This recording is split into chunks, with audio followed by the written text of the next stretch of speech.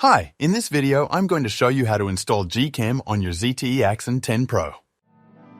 Step 1. Visit our website by clicking on the first link in the description. Step 2. On our website, go to the download section and download GCam APK file. Step 3. Go to video instruction section on our website. There you will find step-by-step guide on how to install that GCam APK. That's it. Don't forget to visit our website for complete instructions and APK file. Lastly, here's some GCam versus stock camera app comparison.